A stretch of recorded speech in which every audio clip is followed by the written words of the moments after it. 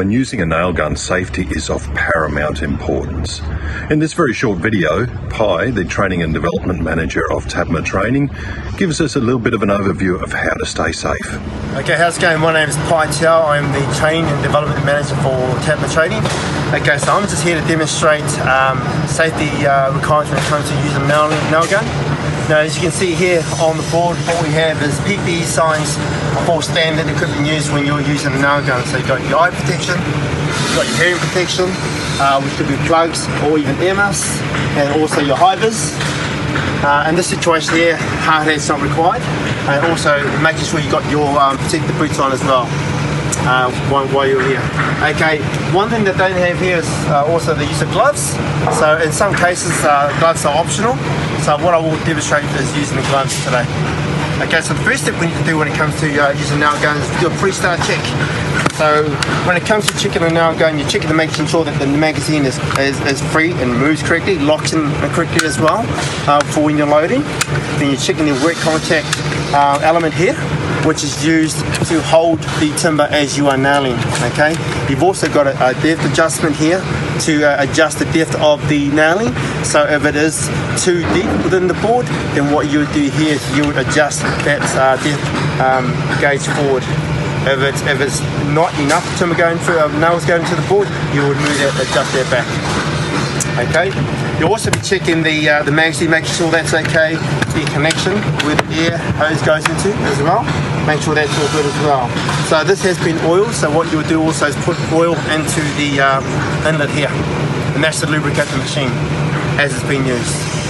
Alright, so what I'll do now is I will lock that up,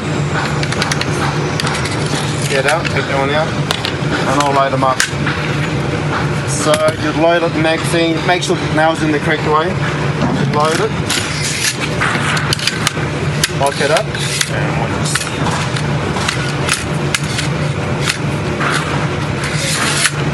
okay, it's all good to go. Right, then I'll connect the ear hose as well. So other things you need to check is make sure that the fittings are nice and secure and not leaking. Okay, so you put that on, hit that on, ready to go. At the same time, make sure that you don't have people around you. If they are around you, make sure they have the correct PPE on as well. So what I'm going to demonstrate here is do an end nail. So I'm going to do a end nail. We're going to assume that this is a stud, and this is your bottom plate. So when it comes to nailing, also you're making sure that your hand is clear. So in this situation here, you keep it about 300 mils clear of the workpiece, and you'll nail the bottom first. So overhand grip, nail the bottom first, and then do your second top down. Out of the way. Okay.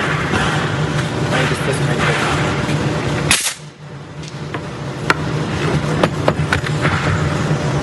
Now something else that you need to be aware of too is when you are nailing, you are checking for defects or features.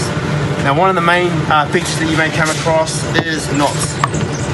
Okay, so if you were to nail into that knot there, it's either going to shatter or it's going to deflect, and that nail could possibly end up injuring your hand, especially if your hand is too close to where you're nailing. Okay, so knots something you need to be aware of.